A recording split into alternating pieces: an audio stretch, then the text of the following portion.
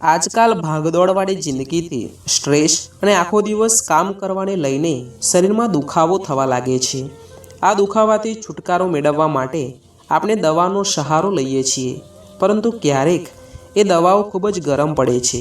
તો આજે અમે તમને કેટલાક ઘરેલું ઉપાય જણાવી રહ્યા છીએ, જેનાથી તમે દુખાવાથી છુટકારો મેળવી શકો છો। બોડી પેઇનને દૂર કરવા માટે આદુ ખૂબ જ લાભકારી હોય છે। અજમાથી શેક કરવા પર થોડાક દિવસોમાં દુખાવાની રાહત મળે છે। હળદર દૂધમાં મિક્સ કરીને રોજ સૂતા પહેલાં પીવો। ગરદન અને પેટના દુખાવાથી રાહત મેળવવા માટે શેકેલા અજમાની પોટલી તૈયાર કરી લો।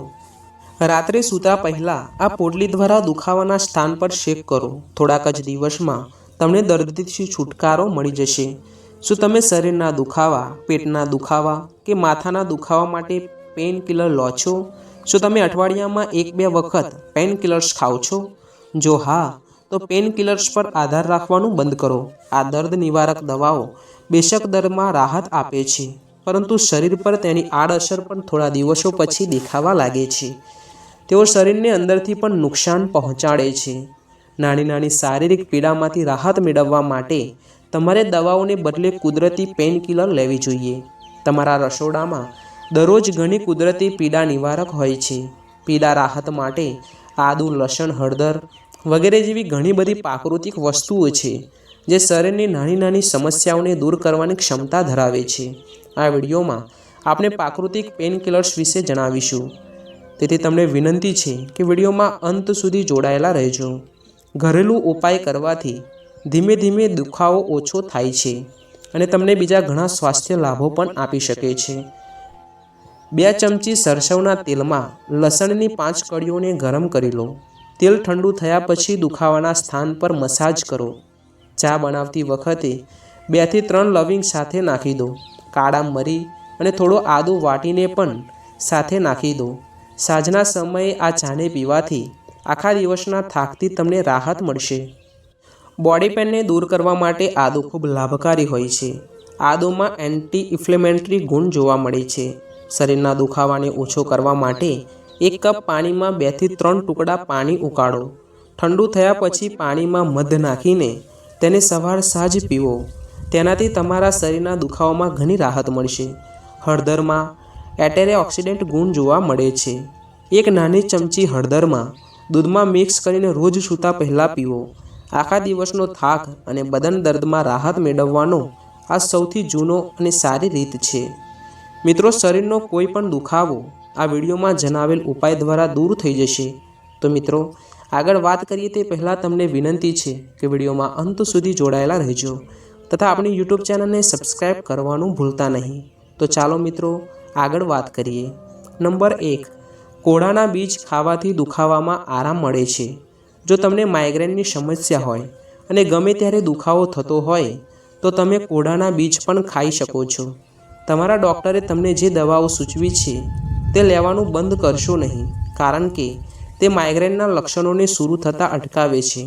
તમે શેકેલા કોળાના દાણા જેવી કુદરતી ચીજ ખાઈ શકો છો અને તેનો પાવડર લઈ પીડા ઓછી કરી શકો છો।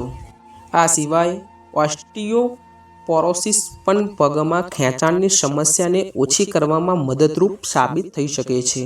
નંબર 2, લવિંગ પણ એક સારી દર્દ નિવારક છે। દાંત અને પેઢાને લગતી સમસ્યાઓને દૂર કરવા માટે લવિંગનો ઉપયોગ વર્ષોથી કરવામાં આવે છે। આ એક એવો મસાલો છે જે ખાવાનો સ્વાદ વધારે છે અને સ્વાસ્થ્યને પણ ઘણી રીતે ફાયદો કરે છે। તેના તેલનો ઉપયોગ વિવિધ દવાઓ બનાવવામાં થાય છે।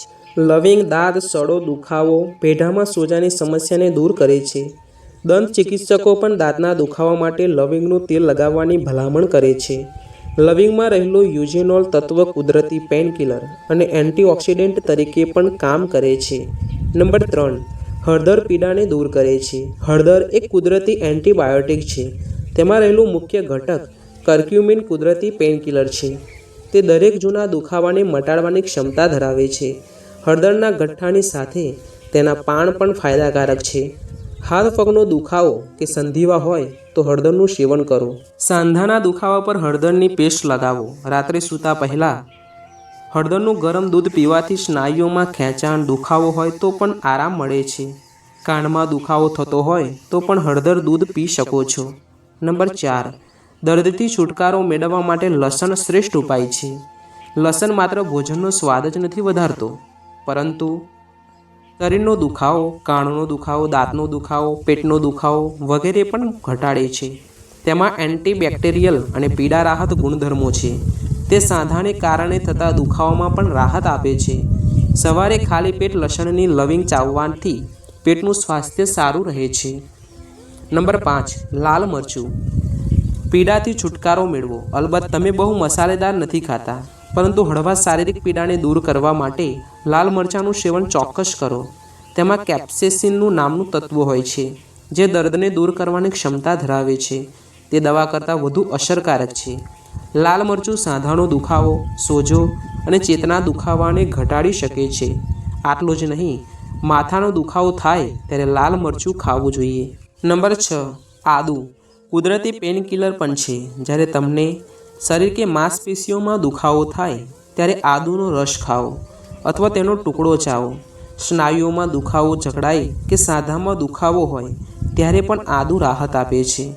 આદુમાં જિંજરોલ નામનું મહત્ત્વનું તત્વ હોય છે, જે સ્નાયુઓ અને સાંધાના દુખાવાને દૂર કરે છે. પેટમાં દુખાવો હોય તો પણ તમે આદુનો રસ પી શકો છો. તે શરીરમાં જઈને દવાની જેમ કામ કરે છે. તેમાં હાજર એન્ટીફંગલ અને એન્ટીબેક્ટેરિયલ તત્વો ઘણા ફાયદા આપે છે.